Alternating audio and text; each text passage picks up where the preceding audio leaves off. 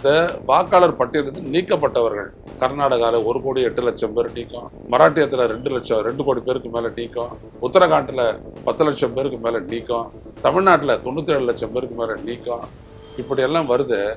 இதில் பலரும் வந்துட்டு மறுபடியும் ஃபார்மை இது பண்ணி ஃபார்ம் 6 டவுன்லோட் பண்ணி அதான் வாக்காளர் பட்டியல் பெயர் சேர்க்கை பண்ணி கூட அவங்க சேர்க்கப்படலையே. அரசியலில் கூட அப்படி நடக்கல. அப்படியாப்பட்ட பிறட்டல் எல்லாம் இந்த தேர்தல் ஆணையம் பண்ணது. ஏன் இந்த மக்களை இப்படி ஏமாத்துறீங்க? பெருசா ஒரு புரட்சி வெடிச்சு எல்லாத்தையும் தூக்கி கொளுத்துனாதான் நீங்க மாறுவீங்களா?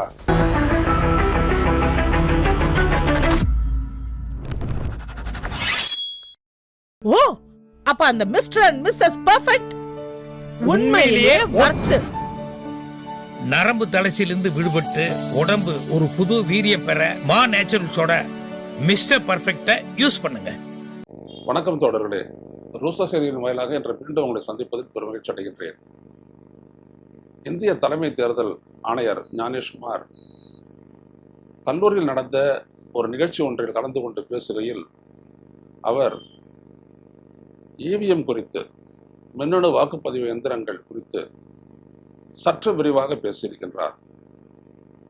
அப்பொழுது அவர் சொன்ன ஒரு முக்கியமான தகவல், எந்த ஒரு தகவல் இவிஎம்ஐ தொடர்பாகவோ அல்லது எதுவாக இருந்தாலும் இன்றைக்கு இருக்கக்கூடிய சமூக ஊடக சூழலில் நீங்கள் எல்லாவற்றையும் அது உண்மையான செய்தியா பொய்யான செய்தியா என்பதனை ஆழ்ந்து பரிசீலித்து பிறகு ஏற்றுக்கொள்ள வேண்டும் என்று சொல்லியிருக்கின்றார். இவிஎம் தொடர்பாக தேர்தல் ஆணையம் நடத்தக்கூடியது, இந்தியாவில் நடத்தக்கூடிய தேர்தல் தொடர்பாக எந்த ஒரு செய்தியாக இருந்தாலும் அதை ஆழ்ந்து சிந்தித்து இது உண்மைதானா என்பதனை அறிந்து கொண்டுதான் நீங்கள் நம்ப வேண்டும்.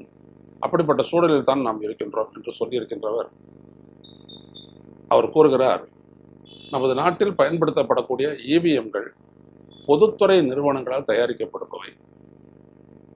அது அதனுடைய செயலை, அதனுடைய ஃபங்க்ஷனிங் உறுதிப்படுத்த நமக்கு ஏராளமான அரசு ஊழியர்களும் அலுவலர்களும் இந்த தேர்தல் பணியில் ஈடுபடுத்தப்படுகிறார்கள்.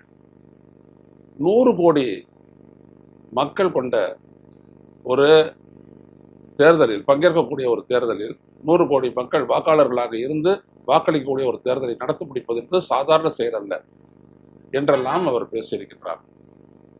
அடுத்தபடியாக அவர் சொல்கின்றார், நமது இவிஎம் இணையத்தோடு, இன்டர்நெட்டோடு இணைக்கப்பட்டு செயல்படுவதில்லை, அது தனித்துத்தான் இயங்குகிறது என்று அவர் சொல்லியிருக்கின்றார். மீண்டும் ஒரு முறை நாம் அவரிடம் எழுப்ப வேண்டிய கேள்விகள் பலவும் இருக்கின்றன. ஏனென்றால் இன்றைக்கு அவர், நேற்று முன்தினம் அவர் உத்தரப்பிரதேச மாநிலம் லக்னோவில் உள்ள கோல்பின் தாலுக்தார் கல்லூரியில் மாணவர்களோடு நடைபெற்ற அந்த ஒரு உரையாடலில் மாணவர்களுடைய பல கேள்விகளுக்கு பதில் சொல்வதாக இந்த செய்தி கூறுகிறது. இது தேச ஊடகங்கள் அனைத்திலும் வந்திருக்கின்றது. நமது கேள்வி என்னவென்றால், இவிஎம்கள் பொதுத்துறை நிறுவனங்களால் தயாரிக்கப்படுகின்றன. Electronic corporation of India limited, Bharat electronics limited, இவை தான். இதில் பாரத் எலக்ட்ரானிக் லிமிடெட் அந்த நிறுவனத்தில் பார்த்தீங்க அப்படின்னம்னா பல இயக்குநர்கள், போர்ட் ஆஃப் டைரக்டர்ஸ் அந்த இதில் இருக்கக்கூடியவங்க பாஜகவோடு ஆர்எஸ்எஸோடு தொடர்புடையவர்கள். அவர்கள் எவ்வாறு இப்படிப்பட்ட ஒரு முக்கியமான கருவியை தயாரிக்கக்கூடிய ஒரு நிறுவனத்தில் போர்ட் ஆஃப் டைரக்டர்ஸ் என்ற இடத்திற்கு அமர்த்தப்பட்டார்கள் என்பதே ஒரு பெரிய கேள்விக்குறி. 2வது விடயம் அவர் சொல்லக்கூடியது என்னன்னா, இந்த 2 நிறுவனங்களும் எலக்ட்ரானிக் கார்பரேஷன் ஆஃப் இந்தியா லிமிடெடும் பாரத் எலக்ட்ரானிக்ஸ் லிமிடெட் நிறுவனமும் இந்தியாவினுடைய பொதுத்துறை நிறுவனங்கள் என்று சொல்லி அது வெளிநாடுகளில் தயாரிக்கப்படுவதில்லை, நமது நாட்டு தயாரிப்பு தான் என்று மாணவர்களை அவர் திருப்திப்படுத்த முனைந்திருக்கிறார். கவனியங்கள் தோழர்களே, இந்த இவிஎம்னுடைய மூலமாக இருக்கக்கூடிய அந்த chip, computer processor, electronic processor, அது எங்கே தயாரிக்கப்படுகிறது? குறிப்பாக தயாரிக்கப்படுகிறது என்றால் இந்த இவிஎம் எவ்வாறு இயங்க வேண்டும் என்பதற்கான சோர்ஸ் கோடு, அதை செயல்படுத்தக்கூடிய அந்த ப்ரோக்ராம், அந்த சிப்ல பேர்ன் பண்ணக்கூடியது எங்கு நடைபெறுகிறது? இதுதான் முக்கியமா தொடர்ந்து நம்ம எழுதிட்டு வரோம். அந்த சோர்ஸ் கோட் எவ்வாறு எழுதப்பட்டிருக்கிறது, ரெண்டாவது, அது எங்கே பேர்ன் பண்ணப்படுகிறது என்றால், ஒன்று அமெரிக்காவில், இன்னொன்று ஜப்பானில். அந்த இரண்டு நிறுவனங்கள் தான். அது நான் அந்த புத்தகத்தில் நான் எழுதியிருக்கிறேன். அந்த 2 நிறுவனங்களில் தான் ஜப்பானில் இயங்கக்கூடிய நிறுவனத்திற்கு சுப்பிரமணியம் சாமி சென்று பார்க்கும் பொழுது, எங்களுக்கு இந்த சிப்பை தயாரித்து கொடுக்கின்றீர்களே, நீங்கள் ஏன் இதை உங்கள் நாட்டில் பயன்படுத்துவதில்லை என்று கேட்டதற்கு அங்கிருந்த பொறியாளர் சொன்னார், are you mad, don't you know that this can be hacked என்று சொல்லியிருக்கிறார். அதாவது, நீங்கள் என்ன பைத்தியக்காரனா, இதனை பயன்படுத்தினால் இதை ஹேக் பண்ணலாம் அப்படின்றது உங்களுக்கு தெரியாதா என்று அவர் சொல்லியிருக்கிறார். யாரு? இந்த சிப்பை மேனுஃபேக்சர் பண்ற ஜப்பானிய நிறுவனத்தினுடைய பொறியாளர் சொல்லியிருக்கின்றார். யாரு? நமது நாட்டில் உள்ள பெரிய புத்திசாலி அரசியல்வாதி என்று சொல்லக்கூடிய சுப்பிரமணியம் சாமிக்கு அந்த பதிலை சொல்லியிருக்காரு. சுப்பிரமணியம் சாமி இதை பரவலாக பகிர்ந்திருக்கின்றார். இன்னமும் இணையதளத்தில் போய் பார்த்தீங்கன்னா அது இருக்கும். அப்ப இதுதான் அமெரிக்காவிலையும். அமெரிக்காவில் அது மேனுஃபேக்சர் பண்ற அந்த நிறுவனத்தினுடைய மற்ற நிறுவனங்கள் எல்லாம் பல இந்திய நிறுவனங்களோடு, இந்திய மாநில அரசுகளோடு தொடர்பு கொண்டு பல திட்டங்களை நிறைவேற்றி வருகின்றன, முதலீடுகள் செய்திருக்கின்றன. அதில் குறிப்பாக வந்துட்டு பார்த்தீங்க அப்படின்னம்னா, குஜராத்தில் அவங்க பண்ணியிருக்காங்க. இதெல்லாம் கூட நான் தொகுத்து என்னோட புத்தகத்தில் எழுதியிருக்கேன். அதெல்லாம் விரிவாக பார்க்க வேண்டிய அவசியம் இப்போ இல்லை, அது தனியாக நான் பண்ணுறேன். எனது கேள்வி, ஒரு தேர்தல் தலைமை ஆணையராக இருக்கக்கூடிய ஞானேஷ்குமார் அவர்கள் மாணவர்கள் கேட்ட இவிஎம் தொடர்பான ரிலையபிலிட்டி என்று வரும்பொழுது இந்த உண்மையை சொல்ல வேண்டுமா இல்லையா? இந்த சிப் எங்கே மேனுஃபேக்சர் செய்யப்படுகிறது? இந்த நாட்டினுடைய தேர்தல் தொடர்பான ஒரு கருவியை இயக்கக்கூடிய அந்த மைக்ரோ ப்ராசஸர் இந்த நாட்டில் அல்ல, வெளிநாட்டில் தான் அது தயாரிக்கப்பட்டு இங்கே வருகிறது. இங்கே வந்தவுடன் அதை பொருத்தி அந்த கருவியை, இவிஎம்ஐ முழுமையாக தருவதுதான் இசிஎல்லும் பிஇஎல்லும் செய்கின்றன என்று ஏன் சொல்லவில்லை? நானும் பல செய்திகளை பார்த்துட்டு இது வேற எங்கேயாவது சொல்லியிருக்காரான்னு எங்கேயுமே சொல்லலை.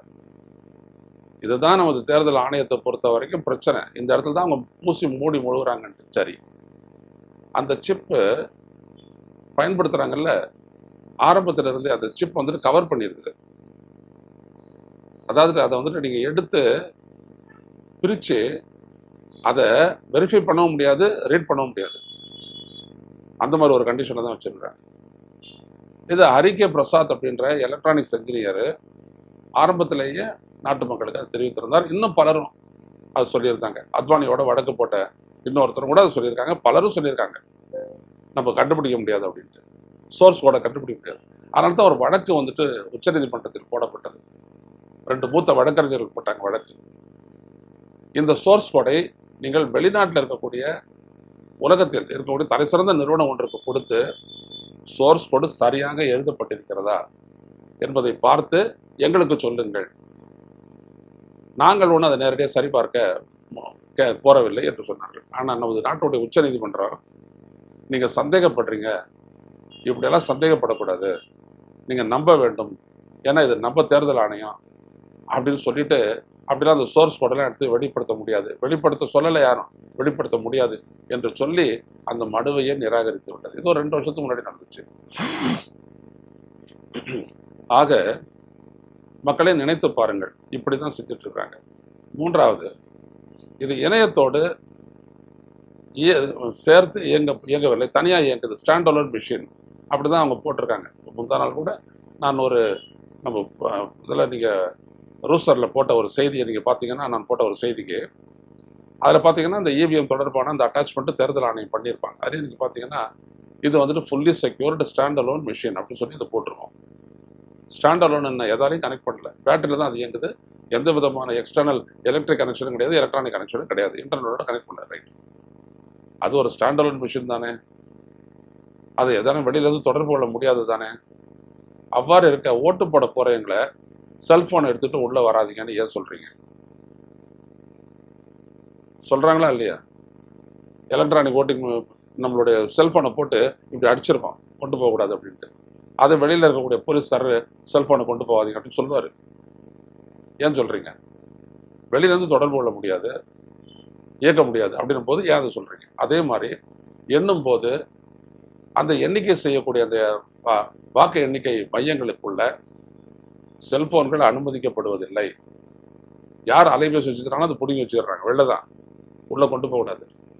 அப்படி கொண்டு போயிட்டு ஒருத்தர் தேர்தல் முடிவுகளை மாற்றினார் என்று கடந்த 2024 தேர்தலின் போது மும்பை மேற்கு தொகுதியினுடைய வேட்பாளராக போட்டியிட்டவருடைய பிஜேபி தான் போட்டியிட்டவருடைய மச்சான் பிடிபட்டு அவர் மீது வழக்கும் தொடரப்பட்டிருக்கிறது. ஏன்? செல்போனோட உள்ள போயிட்டாரு. இப்ப நான் கேட்கிறேன், தொடர்பு கொள்ள முடியாதுன்னும் போது செல்போனோட உள்ள போனவர் மேல ஏன் வழக்கு போட்டீங்க? அடுத்த கேள்வி, இது எலக்ட்ரானிக்ஸ். எலக்ட்ரானிக்ஸ் என்ன துல்லிய தன்மை தானே? அது கரெக்டா அந்த வாக்கு பதிவாகி அது மெமரைஸ் ஆகி அதை ரீகால் பண்ணும்போது சரியா காட்டி அதன் மூலம் எண்ணப்பட்டு சரியா முடிவு வரணும் இல்லையா? ஆனா 2019 மக்களவை தேர்தல் அப்ப நாடு முழுவதும் இவிஎம் தான் பயன்படுத்தப்பட்டது. ஆனா பல தொகுதிகளில் பதிவான வாக்குகளுக்கும் எண்ணப்பட்ட வாக்குகளுக்கும் இடையே பல்லாயிரக்கணக்கான வாக்குகள் வித்தியாசம் வந்துச்சு. அதை பத்தி என்ன சொல்றீங்க? ஒட்டு மொத்தமா பார்த்தோம்னா 58 லட்சம் வாக்குகள் கூடுதலாக எண்ணப்பட்டிருக்கின்றன நாடு முழுவதும். அப்புறம் தேர்தல் ஆணையம் அதெல்லாம் இல்லை இதெல்லாம் இல்லைன்னு சரி பண்ணி சுருக்கி கிரிக்கெல்லாம் சொன்னாங்கன்னு வச்சுக்கோங்க, அப்போ வித்தியாசம் வந்துச்சு. இது எப்படி வரும்? ஒரு பூத்துலையும் பதிவான வாக்குகள் எவ்வளவு, ஆண்கள் எவ்வளவு, பெண்கள் எவ்வளவு அப்படின்னு ஃபார்ம் 76 ஃபில்அப் பண்ணி அனுப்புறீங்க. அதே தான் அங்கேயும் பண்றீங்க. அவ்வாறு இருக்க கூடுதலாக எவ்வாறு வாக்குகள் பதிவாகி இருந்தது? இதுதான் ஹேட்சிங் அப்படின்னு சொல்றாரு ஐயா பொன்ராஜ் அவர்கள். அவர் எலக்ட்ரானிக்ஸ் இன்ஜினியர். இந்த இதுல வந்துட்டு ஹேக்கிங் மட்டும் இல்ல, ஹேட்சிங் நடக்குது அப்படின்றதும், இந்த ஓட்டை டிரான்ஸ்ஃபர் பண்ணலாம், ஒருத்தருக்கு அதிகமான வாக்குகளை, ஒரு வேட்பாளருக்கு அதிகமான வாக்குகளை விட செய்யலாம் அப்படின்றதெல்லாம் சிம்பிள் லோடிங் பண்ணும்போது ஒரு சங்கேத மொழியை கொடுத்துட்டோம் அப்படின்னோம்னா, உதாரணத்துக்கு ஒரு புள்ளி கொடுத்துருக்காது, கண்ணுக்கு தெரியாது, அது மாதிரி கொடுத்துட்டோம் அப்படின்னோம்னா அதுக்கு அதிகமான வாக்குகள் போய் அந்த வேட்பாளர் ஜெயிப்பார். இது ரொம்ப சுலபமாக செய்யலாம் அப்படின்றதெல்லாம் அவர் சொல்லிக்கிட்டு தானே இருக்காரு. இதை யாராவது மறுத்திருக்கிறீர்களா? இல்லை இது தேர்தல் ஆணையத்துக்கு தெரியாதா? அவர் பதிவிடும் போதும் கூட அதில் தேர்தல் ஆணையத்தினுடைய இந்த ஒரு காஷன் நோட்டீஸ் மாதிரி இருக்கும், அதை நீங்கள் அதில் வந்துட்டு எனக்கு நினைக்கிறீங்களே, அப்போ இதெல்லாம் உங்களுக்கு தெரிஞ்சுதானே நடக்குதுன்னு அர்த்தம். ஏன் அது விளக்கப்படவில்லை? சொல்லுங்க. நீங்க இது எலக்ட்ரானிக்ஸை பொறுத்து பிசிக்கலா அங்க இருக்கக்கூடிய மாணாக்கர்கள் எவ்வளவு கேள்வி கேட்டாங்க, இது எவ்வளவு பதில் சொன்னார் அப்படின்னு தெரியாது. ஆனா மாணாக்கர்கள் கேள்வி கேட்டிருக்கிறாங்க, இவிஎம் தொடர்பாக பல கேள்விகளை கேட்டிருக்காங்க. நீங்க பிசிக்கலா பண்ணக்கூடிய எஸ்ஐஆர் நடவடிக்கையில இன்னைக்கும் நீங்க பாத்தீங்க அப்படின்னோம்னா இதை பத்தி வருது. எதை பத்தி? இந்த வாக்காளர் பட்டியலிருந்து நீக்கப்பட்டவர்கள் கர்நாடகாவில் 1,08,00,000 பேர் நீக்கம், மராட்டியத்தில் 2 கோடி பேருக்கு மேலே நீக்கம், உத்தரகாண்டில் 10 லட்சம் பேருக்கு மேலே நீக்கம், தமிழ்நாட்டில் 97 லட்சம் பேருக்கு மேலே நீக்கம், இப்படி எல்லாம் வருது. இதில் பலரும் வந்துட்டு மறுபடியும் ஃபார்மை இது பண்ணி ஃபார்ம் 6 டவுன்லோட் பண்ணி அதான் வாக்காளர் பட்டியல் பெயர் சேர்க்கை பண்ணி கூட அவங்க சேர்க்கப்படலையே. ஏன்? நாங்கள்லாம் ஃபார்மை கொடுத்தோமே, எங்களுடைய ஃபார்மில் இருந்த டீட்டெயில் படி இப்போ இருக்கக்கூடிய வாக்காளர் பட்டியலில் அந்த விவரங்கள் திருத்தப்படவில்லையா? ஏன்? இதுக்கெல்லாம் பதில் சொல்லணுமா இல்லையா? அது இல்லாத உத்தரகாண்டில் நீங்கள் பார்த்தீங்க அப்படின்னோம்னா பல்லாயிரக்கணக்கான வாக்காளர்கள் ஃபார்ம் 7 டவுன்லோட் பண்ணி நீக்கப்பட்டிருக்கிறார்கள் அவருடைய ஒப்புதல் இல்லாமலேயே. இது கர்நாடக மாநிலம் ஆலந்திலையும் நடந்திருக்குது. யார் வேணாலும் ஒரு ஃபார்மை இறக்கி வாக்காளருடைய பெயரை நிரப்பி அதை அப்லோட் பண்ணி விட்டோம்னா அது டிலீட் ஆகுது. ஆனால் தேர்தல் ஆணையத்தினுடைய பார்வை பரிசீலனை அதை சோதனைக்கு உட்படுத்தப்படாமல் அதை வந்துட்டு அது சரியா தப்பா உண்மையா இப்படி நடந்திருக்குதா அந்த வாக்காளர் சொஞ்சாரா அப்படின்றத உறுதிப்படுத்தாமலேயே அவங்கள பெயர்கள் நீக்கப்பட்டிருக்கின்றன. இதெல்லாம் நடந்துச்சா இல்லையா? இதெல்லாம் எப்படி நடக்குது? 100 கோடி வாக்காளர்கள் கொண்ட இந்தியாவில் தேர்தலை நடத்துவது பெரிய சிரமன்றீங்கள.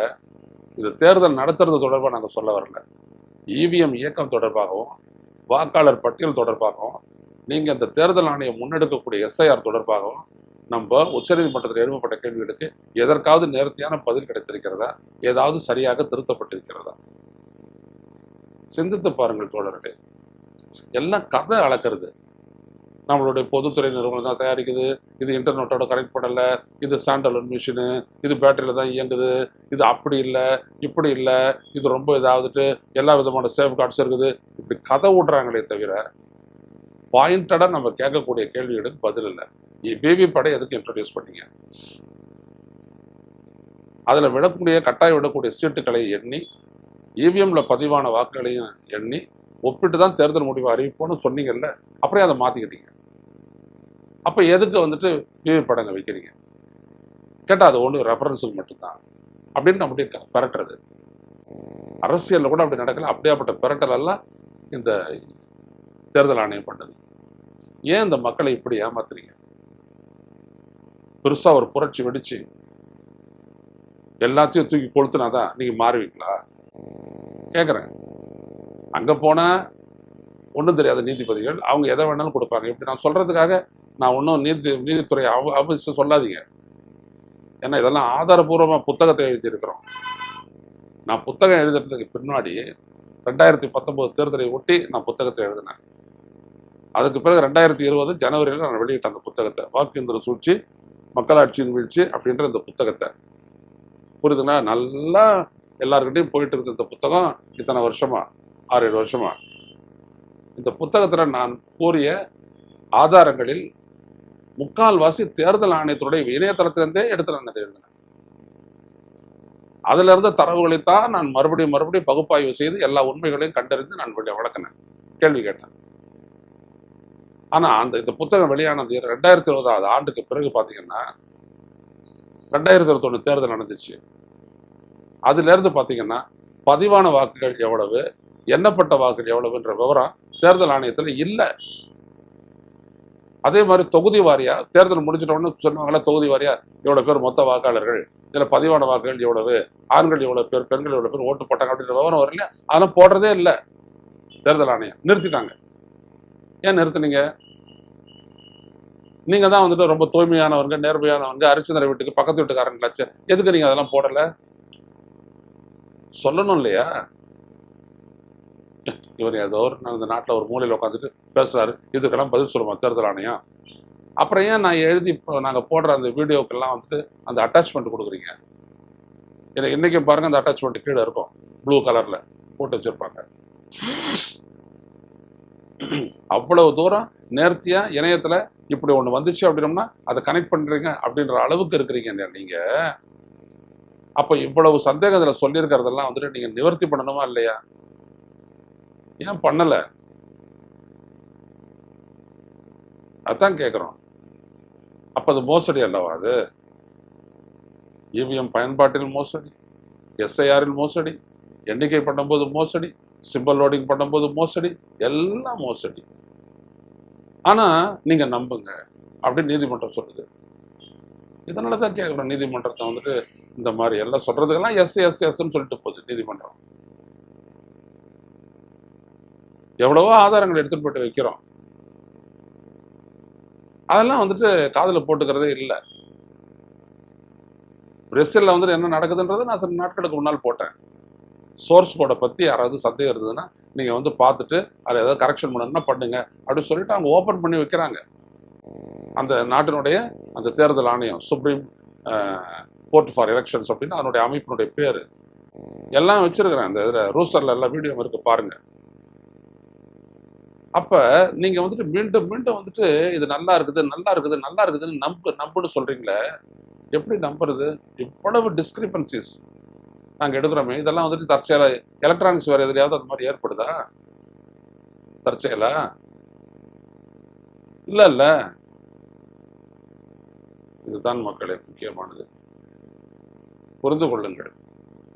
இந்த நாட்டில் எவ்வளவோ செயல்கள் இருக்கின்றன, எவ்வளவோ சிக்கல்கள் இருக்கின்றன. ஆனா மூலமானது விடுதலையின் மூலம் நாம் பெற்ற இந்த வாக்குரிமை. இதை வைத்து நமக்கான அரசை நாம் தேர்ந்தெடுக்கக்கூடிய உரிமை படைத்த நமக்கு நம்முடைய வாக்கு சரியா பதிவாகுதா அப்படின்றத உறுதி செய்யறதுக்கு கூட உரிமை இல்லாத நிலையில தான் நம்ம இருக்கிறோம். அதனாலதான் இந்திய மக்கள் வாக்குரிமை மீட்பு இயக்கம் அப்படின்ற ஒரு இயக்கத்தை நாம் தொடங்கி இருக்கின்றோம். நாடு முழுவதும் நடந்துட்டு இருக்கு. நம்ம இங்க தமிழ்நாட்டை ட்ரை பண்றோம். ஸோ இதில் இணையுங்கள். நாம் நிச்சயமாக நமது தேர்தல் முறையை மீட்க வேண்டும். ஜனநாயகப்படுத்த வேண்டும், வெளிப்படைத்தன்மை கொண்டதாக மாற்ற வேண்டும். அந்த கடமை நம்மை சார்ந்ததே. மீண்டும் சந்திப்போம். நன்றி, வணக்கம். ஊடகம் கார்ப்பரேட் அரசியல்வாதிகளின் கைப்பாவையாக அடிமைகளாக இருந்தது போதும். இனி சாட்டை எடுத்து சுழற்றும் நேரம் வந்துவிட்டது. ஊடகம் பொதுமக்களாகிய உங்களுக்காக, உங்களாலேயே இயக்கப்பட வேண்டும். ஊடக சுதந்திரத்திற்காக உங்களின் பங்களிப்பை இன்றே அளித்திடுங்கள்.